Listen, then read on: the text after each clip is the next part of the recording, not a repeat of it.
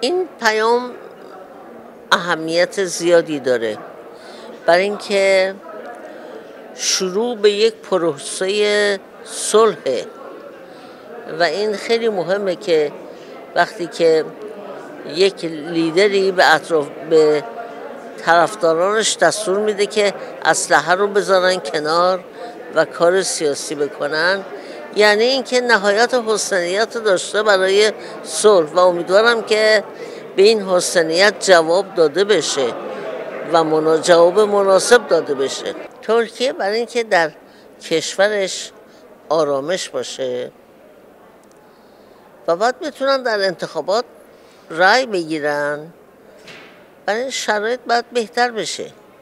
شرایط بهتر ایجاب میکنه که صلح باشه و صلح هم زمانی این است که باید اوجلان گام اول رو برداشته. حالا امیدوارم که گام‌های بعدی هم ترکیه برداره که صلح بشه.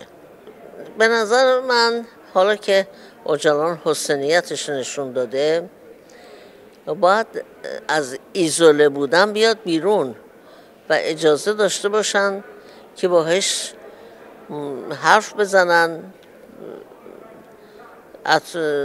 طرفدارانش مصاحبه بکنه.